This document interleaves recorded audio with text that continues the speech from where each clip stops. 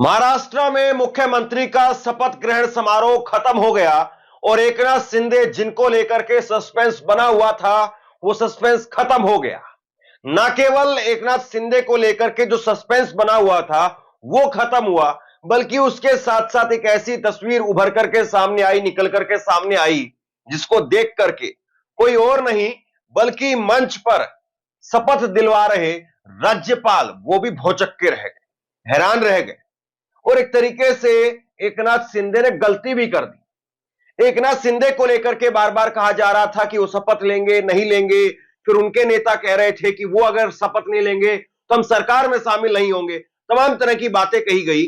लेकिन आज महाराष्ट्र के अंदर नरेंद्र मोदी, प्रधानमंत्री अमित शाह, गृह मंत्री, इन तमाम भाजपा के नेताओं और मुख्यमंत्रियों की मौजूदगी में आज शपथ ग्रहण समारोह हुआ, जिसमें सबसे पहले देवेंद्र फडणवीस ने शपथ ली, एकनाथ शिंदे ने उसके बाद शपथ ली और उसके बाद में अजीत पवार ने शपथ ली। तीनों नेताओं ने शपथ ली।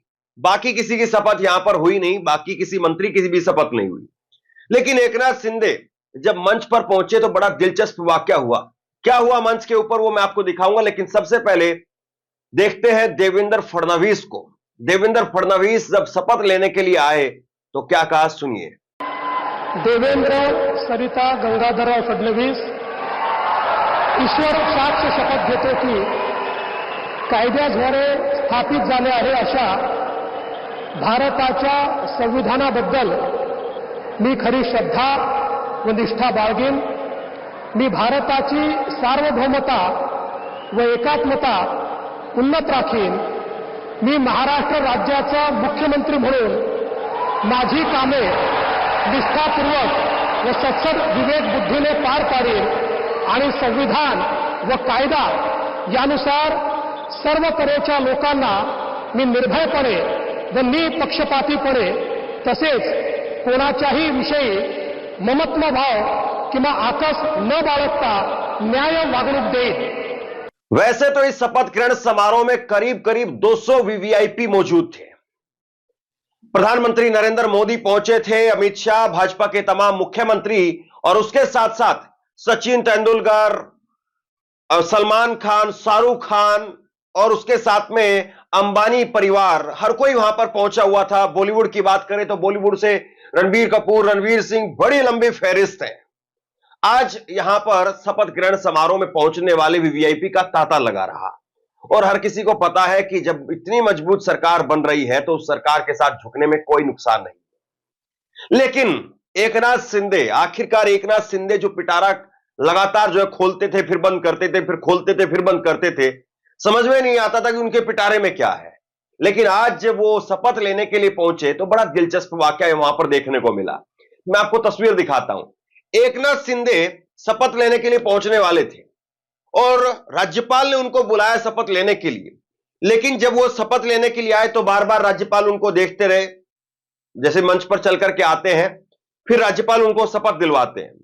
तो राज्य परंपरा यह है कि राज्यपाल जो है वो पहले बोलते हैं और उसके बाद में उसका अनुसरण करते हुए आगे जो भी शपथ लेता है वो उसका अनुसरण करते हुए बोलता है। लेकिन एकनाथ शिंदे इतनी जल्दबाजी में थे, इतनी जल्दबाजी में थे कि वो राज्यपाल के बोलने से पहले ही फटाफट वहां पर शुरू हो गए। हिंदू हृदय सम्राट बाला साहब ठाकरे, फिर उसके बाद में आनंद दीघे, फिर नरेंद्र मोदी, अमित शाह, फटाफट उन्होंने शुरू कर दिया।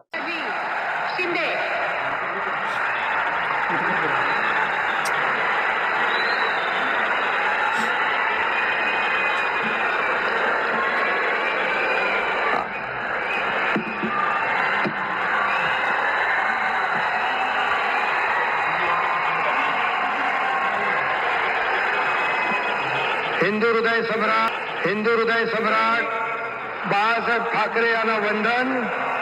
गुरुवर्य धर्मवीर आनंद दिघे साहेबांचं स्मरण आणि देशाचे कर्तबगार आणि लोकप्रिय प्रधानमंत्री नरेंद्र मोदीजी व देशाचे कणखर गृहमंत्री अमित शाह यांच्या भक्कम पाठिंब्याने, आशीर्वादाने तसेच राज्यातील 13 कोटी जनतेच्या आशीर्वादाने अब बताइए, जो एकनाथ शिंदे यहां पर थोड़ी देर के लिए राज्यपाल को भी नहीं सुन रहे हैं। कायदे से ये टेक्निकली गलती मानी जाएगी। आपको पहले महामहिम राज्यपाल को सुनना होता है, उसके बाद में उसका अनुसरण करना होता है। लेकिन आज जो है वो इतनी जल्दबाजी थी कि किसी को नहीं सुना और फटाफट वहां पर अपनी जेब से पर्ची निकाली और पर्ची निकाल करके पढ़ना शुरू कर दिया। इसके बाद में बारी आई अजीत पवार की। अजीत पवार भी शपथ लेने के लिए वहां पर पहुंच गए और अजीत पवार ने भी उसके बाद में शपथ ली। मी अजित आशाताई अनंतराव पवार गांभीर्यपूर्वक प्रतिज्ञा करतो की कायद्याद्वारे स्थापित झाले आहे अशा भारताच्या संविधानाबद्दल मी खरी श्रद्धा व निष्ठा बाळगीन। मी भारताची सार्वभौमता व एकात्मता उन्नत राखीन। मी महाराष्ट्र राज्याचा उपमुख्यमंत्री म्हणून माझी कामे निष्ठापूर्वक व विवेक बुद्धीने पार पाडीन आणि संविधान व कायदा यानुसार सर्व तऱ्हेच्या लोकांना मी निर्भयपणे व निपक्षपातीपणे तसेच कोणाच्याही विषयी महत्वभाव किंवा आकस न बाळगता न्याय वागणूक देईन।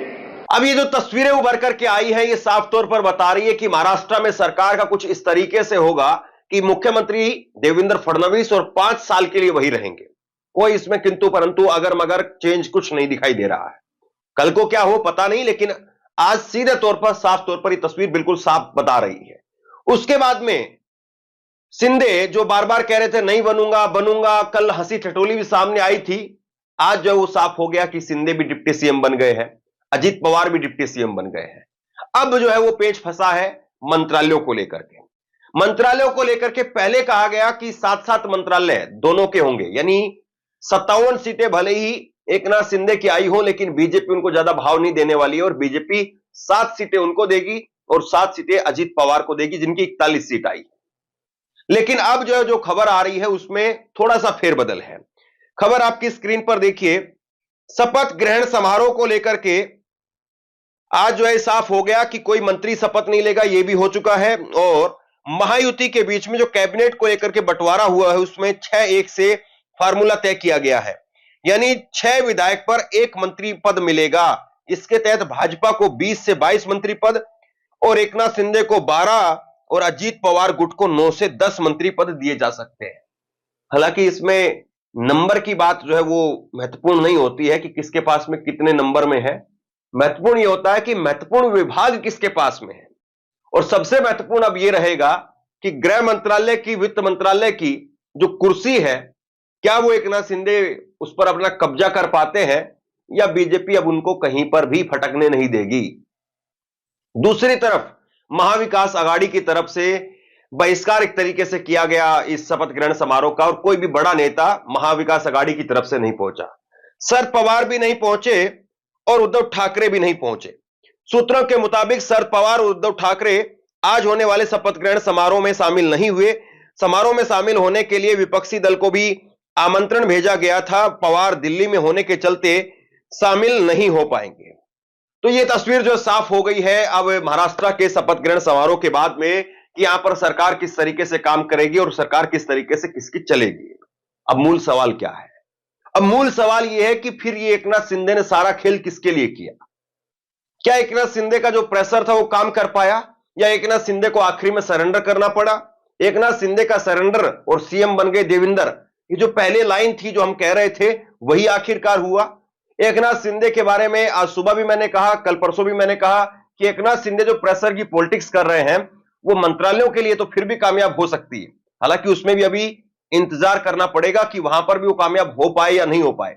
लेकिन वो मुख्यमंत्री की कुर्सी की रेस में कभी थे ही नहीं। ये बात बिल्कुल नतीजों के दिन ही साफ हो गई थी।